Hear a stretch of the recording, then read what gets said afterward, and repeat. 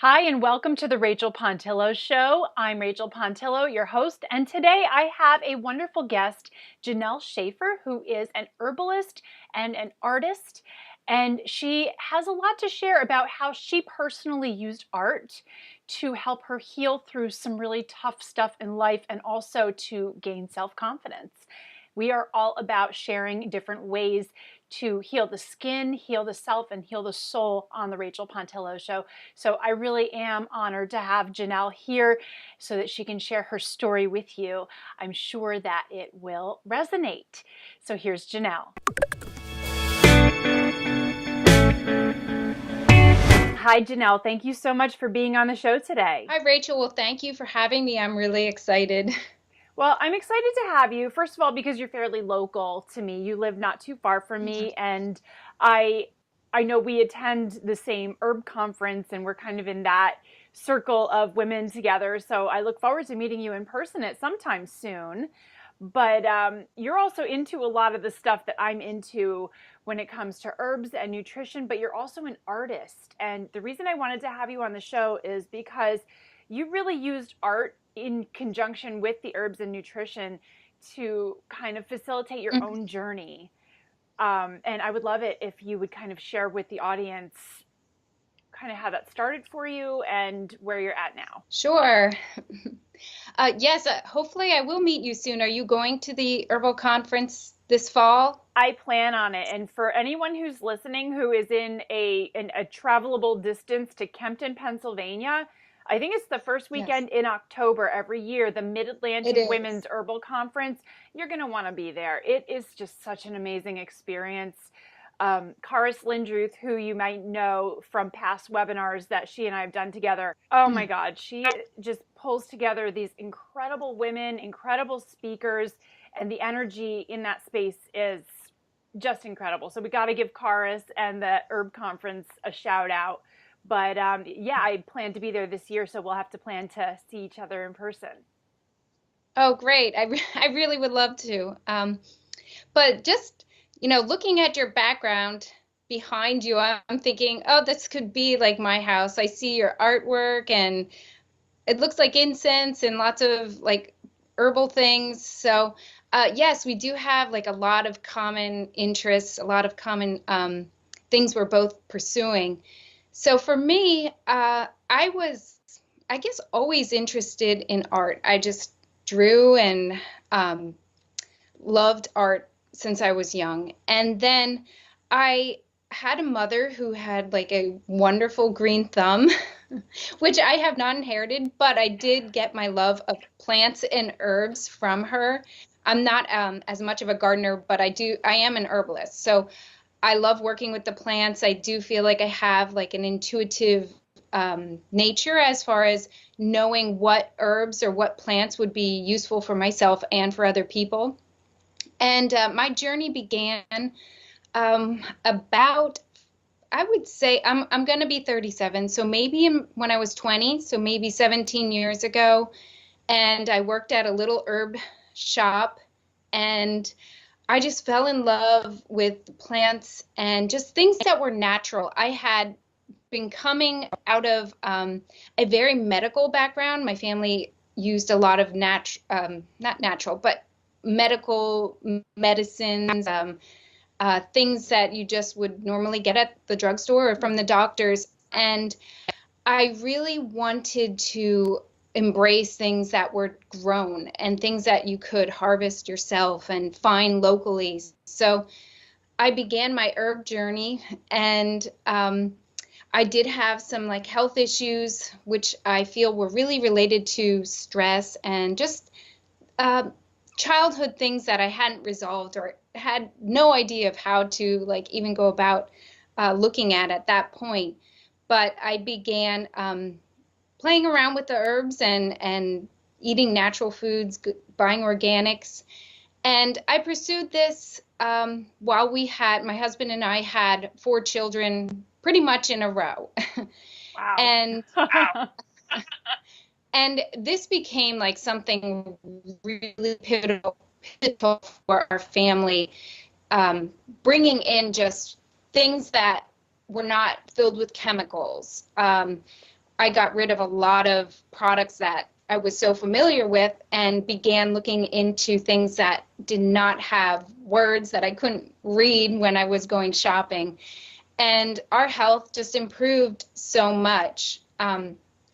And after my oldest was about 5 or 6, I felt like I had a little bit of breathing space and I could get back into my creative self. And this was something that I didn't realize, but I had really suppressed while I was having my kids one after another. And I don't think you have to do that, but it just was what happened. I did suppress, who I was during that time. I think it happens to a lot of women. Oh, definitely. And that is something I actually am really passionate about. That I don't feel like you have to lose yourself to have children. I think that is sort of like a stigma, and a lot of women kind of choose one or the other, like career or having children, and they feel like they're giving up something. And I really believe you can have a career, you can do what you love and are passionate about, and have children at the same time. I really didn't know how to do that. No, it was sort of like a journey I've been on, trying to figure out how I could incorporate both. And that's kind of where I am right now. And I would say that's just being really true to yourself, like who you are. I forgot that I was an artist. I forgot that I loved to paint and to draw and create. And bringing that back into our home, I just started decorating again, and I involved the children, and we just started every day making art. And that was when I would say my real soul healing began. The herbal side, the essential oils, the plants, they helped my physical body, but really working on the inside came with the artistic expression.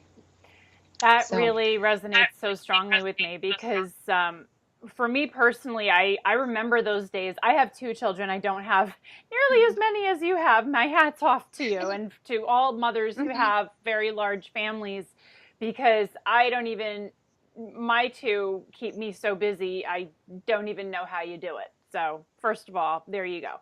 But mine are 2.5 years apart. So I had an infant and a toddler at the same time. And I remember, I was a stay-at-home mom for many years before I started my blog and my company. While the kids were while they were home and then in preschool, I was home with them. I didn't have anything that I was doing other than being a mom. And I would wake up singing Dora the Explorer to myself. And my life revolved around their nap schedule and their feeding schedule and their play dates and their activities. And, I'm reading up on all the parenting books. And it's funny because I'm a very creative person. I'm an artistic person. I have an artistic background as well, both in visual arts and performing arts. And it was something that I just didn't do. I didn't on purpose not do it while the kids were little. I mean, we would sing together. I would dance around with them, but it was not anything that I kept just for myself. And I really do think that is part of what was so difficult for me at that time in my life, because I'm not going to lie, staying at home with those kids for all those years was really hard for me.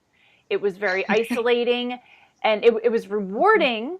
I don't have any regrets at all. I'm grateful I was able to do it, but it is hard work, and it's hard on yourself. It's not just hard on your physical body and the mommy brain and all of that, but as you said, you really can lose yourself. And when your priorities are these new little people who you've birthed, it is easy to put yourself in the back seat. And for me, when it's actually really funny. I rediscovered my creativity when they started ballet class. It kind of reignited my love for dance. And also when the show Glee came on, it reminded me how much performing arts and theater and music was to me. so I started doing that again. I joined a choir. I started taking dance classes, and that's kind of what brought me back into myself. And then other good things started happening after that. But it did take a trigger for me to be like, oh my God, this has been missing from my life. And adding this, it made me so much happier. Yes. But what you said about getting into herbs and natural things when you have kids, I mean, I grew up with a mother similar to what you were saying. Your mother had a very green thumb, and mine too. My mother still, she has amazing gardens up at her bed and breakfast. And I have like a little 4x4 patch. I have some herbs in my front yard, but I am not as skilled of a gardener as she is by any means. But like you, I absolutely love working with plants. I love making my own tinctures and glycerates and essential oils, obviously, are something that I work with quite a lot in skincare. So Yes. it was when my older daughter was a baby and she was having serious skin reactions to the quote unquote baby products. That's what Yes. made me wake up and realize, oh my gosh, if she's reacting to something that's supposed to be for babies, what else are we putting on our skin? And then I looked at the back, and even though it said lavender baby oil, there's no lavender in that product. So that's what started my search. So I really resonate with what you say about kind of rediscovering yourself through some form of art, as well as when your children kind of guide that trip back to nature for you. They're wise little teachers. That is so true. I love how you just said that they guide you back to nature, because it is such it's such an amazing like evolution or process from the time you conceive until you have birth. And it really forces a mother to like really, I think, look at yourself and what you're doing, and what you want to pass on to your children and, you know, further generations. So I just had a daughter 2 weeks ago. Congratulations. And you're doing podcasts 2 weeks after giving birth. I mean, hello. Well, that is a miracle in and of itself, because I did not have great recoveries for my other 4 children. So this was my 5th. And this time was like, this was my spiritual journey this time that I was pregnant. And I made it necessary that I took time for myself every day. Everything had to halt. I had to take care of me first. I had to make sure I read and I journaled. I had proper nutrition. I did not want to run on an empty tank. Like, I've learned now that you have to fill yourself up, feeding like your insides, you know, so that you feel great, so you can give to all these other little people in your life.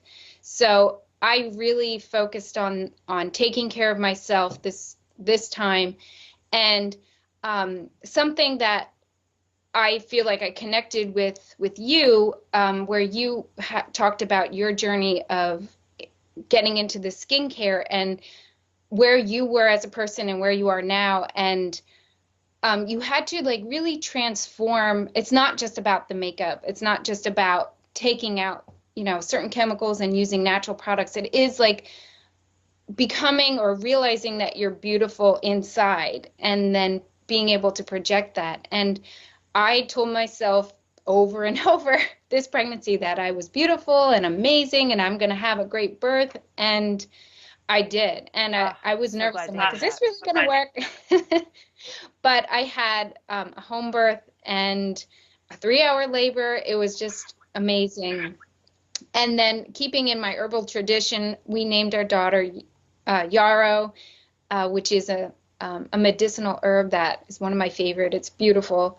And I guess I'm just like on cloud 9 right now. I feel like so great. And I just want to kind of share that excitement with other ladies, other moms, or women who maybe are thinking about having kids. It doesn't have to be scary, and or just being a woman in general.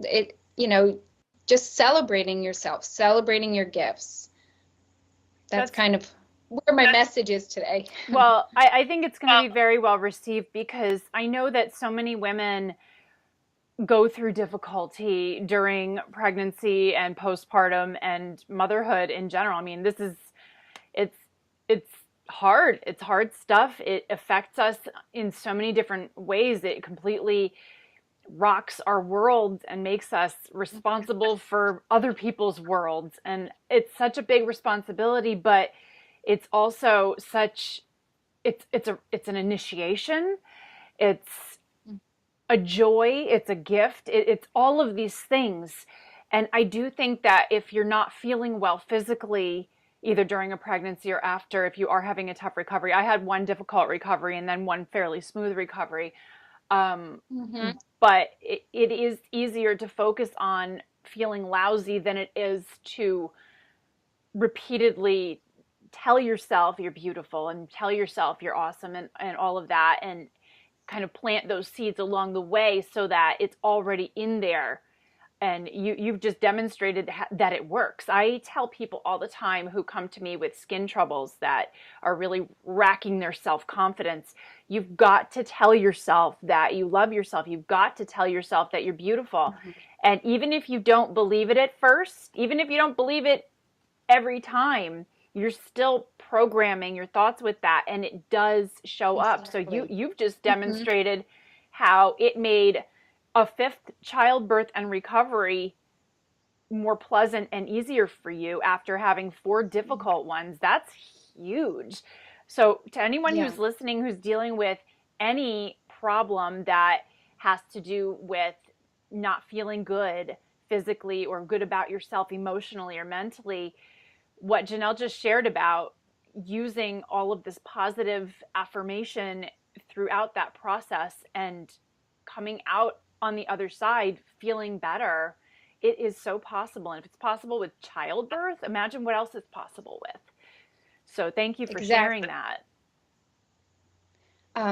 Yes, and maybe I could just share a few pictures, and it kind of explains like what I did through this process. And I do feel like you said, this can be used for anything. It's not, for me, I really feel like I needed it for my childbirth experience, but like a woman who is working on her skin or some other area of her life where she wants to be confident, it is totally applicable. And you don't have to be super artistic to do it, but let me just see if I can put this up in front of me. Yes, I can. Can you see that? Yep. So what I did was I did a lot of visual affirmations because I'm an artist. I tried initially just writing things down, but for me, I found I needed to see pictures. So I drew lots of pictures of myself, and then I would put words with the pictures, and sometimes I collaged them. I stood in front of the mirror and I said things to myself repeatedly. And it really is about getting it from, I guess, your brain down deep inside, getting that message to sink in. So I just had a really great experience with that. And I found that art is just so much more than putting something like up on a wall or putting something in a gallery. It's really just a tool of expression. And that is something I also would love to get across to people, that anybody can be an artist. It's not like, certain couple people are born and they're artistic. It's really a learned skill, I feel. It's something that it's more just like practice. You just sit down and you practice letting yourself be like open and free. I think that's the key to being successful at art. It's just how open can you be when you're making it? I think that really rings true with anything having to do with creativity and creation in general, is that, I mean, I believe that all of that comes from the same source. That same creative source is that universal life force energy that just flows through us. But we have to be open to it. I was just on a summit interview yesterday with Dr. Heather Paulson, and I was talking about, and I'm sure you've seen the analogy, it's like electricity. We know it's there. We can't see it. We can't touch it. We can't experience it until we either flip a switch or plug something in, and then we experience it. But otherwise, we know it's there, but we can't access it. It's the same thing with our own Yeah. creative energy and our talent. Like what you just said about that art is a learned skill. Absolutely. There are so many people who believe, oh, I'm just not talented. I'm not artistic. I'm not creative. I do not believe that is true. I believe that everyone can find what their strength is within creativity, and then you get better at it. There's very few people who just wake up one day and they can paint a Monet, or they can be an Olympic figure skater or a principal ballerina. That doesn't happen without practice and without training. But yet you have to identify that spark. And what I've also found to be true about myself, and I've noticed it in my children, and I've noticed it in a lot of people that I interact with, is that when you're interested in something, you make it your business to get good at it. You do. Yeah. So if you tell yourself that you are an artist and that you're a creative being, you will find a way to get good at art. And there are so many studies coming out now about the benefits of art, the benefits of that hand-eye coordination. And I'm sure, you know, hello, look at all of the adult coloring books that are everywhere now. Who would have thought that someday adults would be buying coloring books for $20 and $30 a pop? I mean, it's huge business now. And look at Zentangles. I remember when I was in my freshman year of college, I was a fashion design student back then. I was in a visual arts class, and we had to pretty much make a scribble and then draw patterns within the scribble back then. And now, once whoever decided to trademark that idea and make a whole curriculum out of it, I'm like, darn it, that was a missed opportunity that I could have. Yeah. But I mean, you don't have to consider yourself a skilled artist in a specific modality. You don't have to be a painter or a pastel artist or sketch artist to benefit from doing art. And Exactly. yeah, so I would love for you to share with the audience how you kind of got into using art to trigger this healing process for you, because I know that was like your impetus.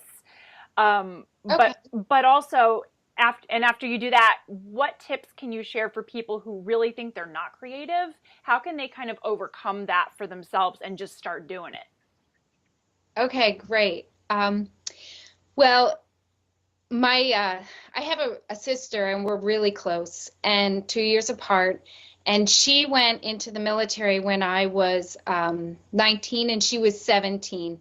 And I don't want to say, I guess it was sort of intuitively. I just started painting and drawing pictures of her during that time of loss. I was so sad because she was my best friend and she was going away for 5 years. And I just began painting her. And I looked at photographs that I'd taken and I just was painting. And it was really, really healing for me. And I didn't know or think or set out to do it that way, to be healing, but it was. And then, funny thing is, I was in college and I decided to change my major to art education. I was an anthropology major. And I learned so many techniques, but I really lost my creative self during that process. I became very concerned with what other people were saying about my art. You know, you're sitting in class and you have a lot of critiques, and I feel like my work became so static and not emotional or not really from myself because I was trying to please the professor or other people. So that after that time followed about 3 or 4 years where I did show my work in a lot of different gallery settings, at cafes, at restaurants. And again, I had a good friend who was an artist, and he often critiqued my work. And it felt like my focus in my art just kept getting more and more narrow. And I had to stop. I didn't really know who I was anymore. making art. So I stopped for a long period of time, and that's when I got married and had children.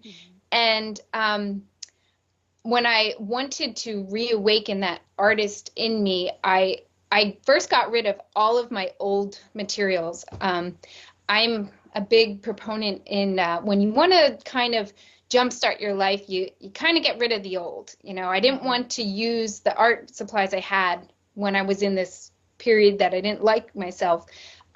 So I got new materials and I set up my space and I wanted to start fresh. And I just started with fun. I just started with like, oh, I love this children's book that my kids look at. I'm going to just draw a chameleon. And oh, I have all these shells from the beach and they're so beautiful. I'm going to paint birds on them. And so I just started with like fun little projects, and it was so relaxing. And I just became like hooked on it. Like I needed to do it every day. Like you said, I found a way, like, just like I guess some people would, I don't know, need to go surfing or ride a bike or something. I just had to do my art every day to feel good. So I then found a couple books that were really helpful. One is called The Artist's Way, and another was like Art and Healing. And I committed myself to following the book from beginning to end, doing all the lessons. And that was, I hate to say, a big commitment for me, because I'll start a book and maybe not finish it. So both books were designed to be 12 weeks, and it took me a lot longer than 12 weeks, but I was still like really glad to see that through. And that process really broke down.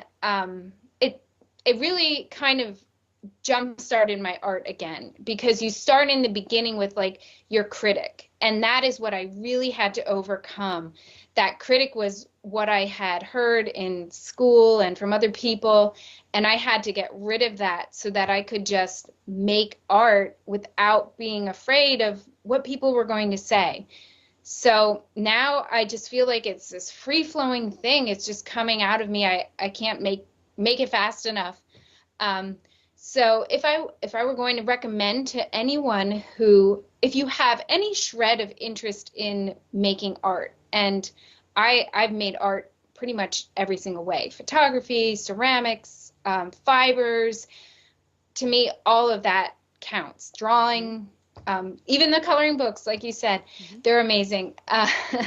If you have any like little part of you that would love to make art, the first thing is, I think, start simple. You get go to the craft store, go to Michael's, or buy like materials that look amazing to you. Get colors you like, colored pencils, whatever you really would love to try, and then bring that home. Get an art journal.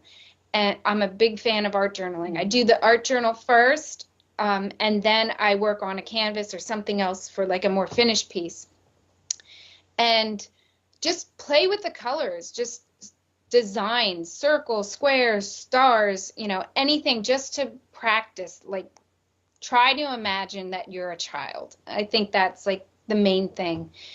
And I think then after that, having some guided lessons, or doing painting parties. Those are things that I do. I do those kinds of things with people. I do private lessons.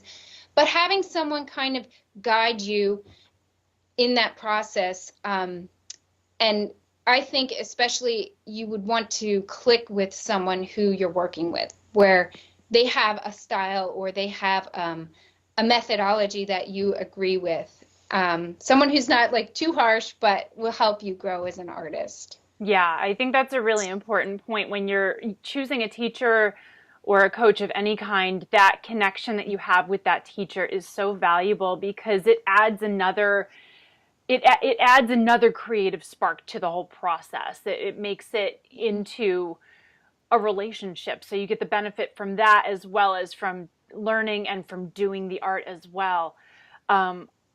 We're almost out of time, but I just wanted to reflect on what you said about really bringing out the inner kid in you. When you were talking about going to the craft store, going to Michael's, I remember when I was first getting into polymer clay design. That was one of my long-term hobbies. Oh, and yeah. going to the clay aisle and just like looking at all of the colors and the molds and the tools that you can use and the mica powders and all of that. And I just remember like, oh, I felt like I was a kid in a toy store. Mm-hmm. I really want to encourage people to allow yourself to feel that sense of wonder that a child would feel from Mm-hmm. seeing something for the first time. This is a theme that has been coming up for me a lot lately, is really that inner child work and allowing yourself to experience that awe and not worry about looking silly, like if you're going like, oh, and worrying if people are like, oh, what is she, who cares? Let yourself feel it. Life is so much more fun when you allow yourself to be amazed. It really is. Mm-hmm. So thank you so much for sharing that today, Jenel. It was wonderful to have you. I look forward to seeing you in October. And we are going to put all of your information in the blog post that goes along with this episode at rachelpontillo.com so that people can connect with you further and get more insight. So thanks so much for being here. Well, thank you, Rachel. It was great talking with you, and I would love to meet you in October as well. And I'm planning on bringing Yarrow. She'll be a few months old, Yay!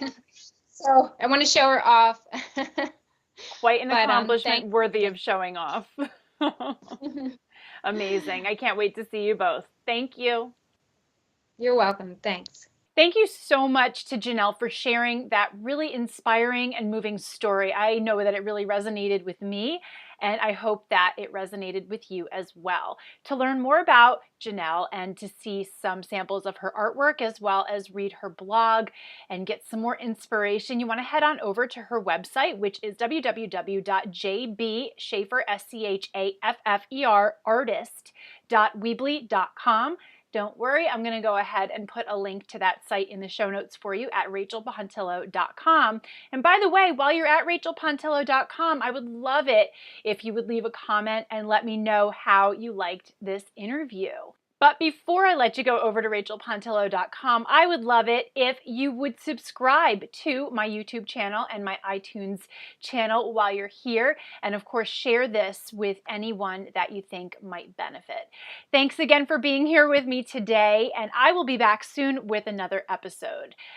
As always, I wish you a beautiful day.